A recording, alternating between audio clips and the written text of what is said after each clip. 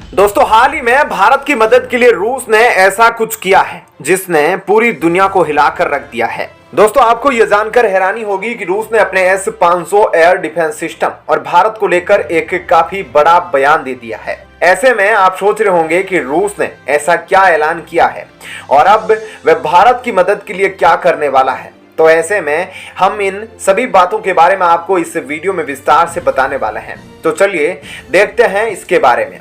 दोस्तों, यूक्रेन युद्ध में जमीनी स्थिति चाहे कुछ भी हो, लेकिन इस बात से इनकार नहीं किया जा सकता कि रूसी डिफेंस इंडस्ट्री ने पूरी दुनिया को प्रभावित किया, क्योंकि इतने प्रतिबंध और आर्थिक अस्थिरता के बावजूद रूसी सेना को ज्यादा कमी नहीं हुई है और आज भी रूसी सेना यूक्रेन से युद्ध लड़ रही है। इसके बावजूद सिर्फ एक साल पहले प्रोडक्शन फेज में एंटर करने वाले S-500 एयर डिफेंस सिस्टम की डिलीवरी अब रूसी सेना को मिलना शुरू हो चुकी है।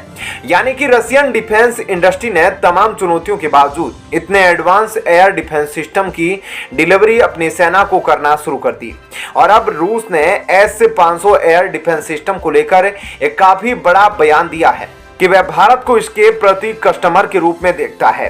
यानी रूस चाहता है कि भारत विश्व के उन कुछ पहले देशों में से एक बने जिन्हें रूस अपने विश्व स्तरीय S-500 anti aircraft defence system supply करेगा। साथ ही जब रूस के डेप्यूटी प्राइम मिनिस्टर 2021 में भारत दौरे पर आए थे, तब भी उन्होंने यह बात कही थी।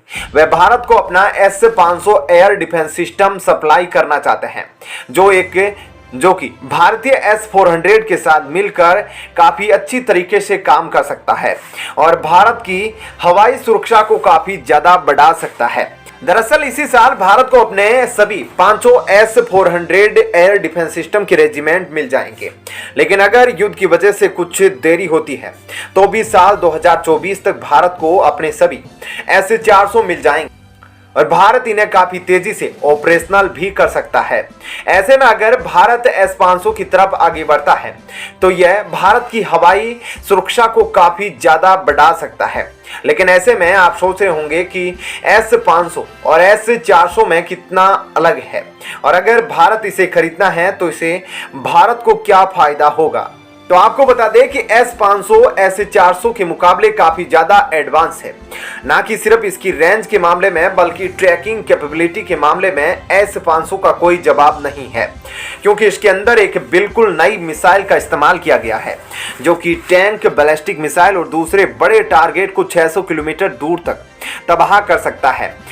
साथ ही इसने टेस्ट के दौरान 100% सटीकता के दौरान 486 किलोमीटर दूरी पर मौजूद एक टारगेट को तबाह किया था। इसके अलावा यह सिस्टम 5वीं पीढ़ी के फाइटर विमानों को भी तबाह करने के मामले में S-400 से काफी ज्यादा ताकतवर है। यानी कि चाइना के J-20 फाइटर जेट भी इसके आगे कुछ नहीं है। साथ ही S-500 की ट्रैकिंग कैपेबिलिटी S-400 से काफी सुपीरियर है, जिसका मतलब यह है कि यह सिस्टम एक बार में 20 बैलिस्टिक मिसाइलों को ट्रैक कर सकता है और उनमें से 10 को रिपीट एंगेज मोड में तबाह करने की क्षमता रखता है। यानी कि S-500 S-400 के मुकाबले काफी शक्तिशाली है और इसमें लगे मिसाइल भी पहले के मुकाबले काफी ज्यादा अत्याधुनिक है। साथ ही रूस के अनुसार भारत इन दोनों को एक साथ ही इंटीग्रेट और ऑपरेट कर सकता है, लेकिन यह संभव नहीं है कि S-500 की मिसाइल को S-400 में लगाया जाए। यानी अगर भारत को इस सिस्टम को ऑपरेट करना है तो उसे S-500 को ही खरीदना पड़ेगा। मतलब यह फैसला भारत का है कि वह S-500 को रूस से खरीदना चाहता है या नहीं। तो दोस्तों, ऐसे में इस खबर के बारे में आपकी क्या राय है, कमेंट सेक्शन में हमें जरूर बताएं। और अब आपको बताते हैं ऐसी ही एक और बड़ी खबर। दोस्तों, G-20 एक ऐसा इंटरनेशनल संगठन है जिसमें वर्ल्ड के 20 सबसे ताकतवर देश है और वह सभी देशों के लीडर भारत में इसी साल G-20 में हिस्सा लेंगे। लेकिन उन सब के ऊपर बाइडेन ने POK पर एक्शन लेना शुरू कर दिया है।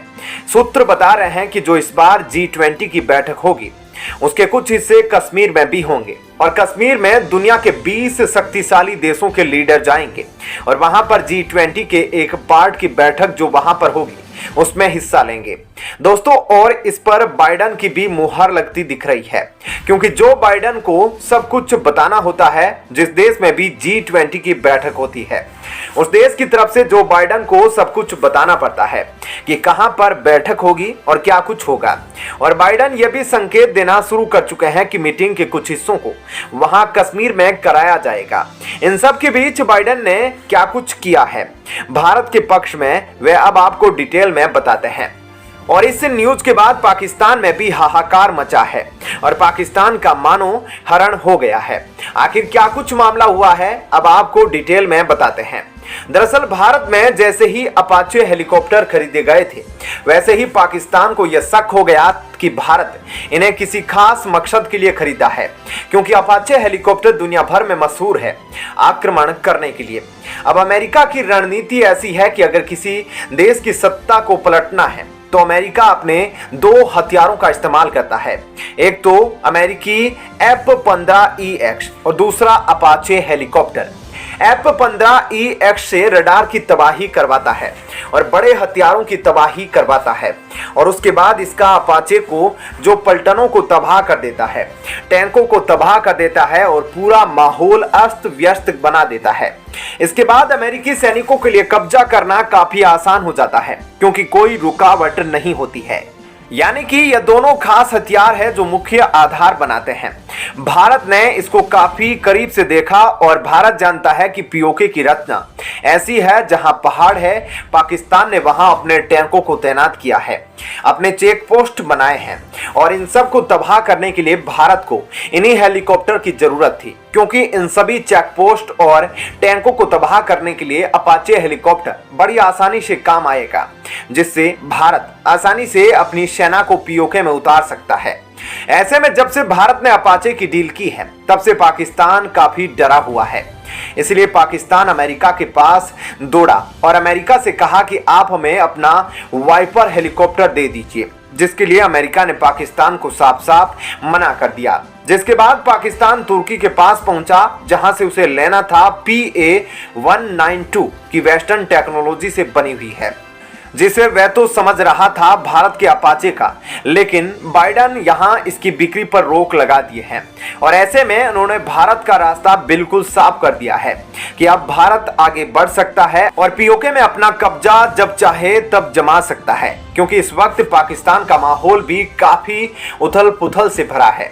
ऐसे में यह पीओके पर कब्जा करने का सही वक्त है।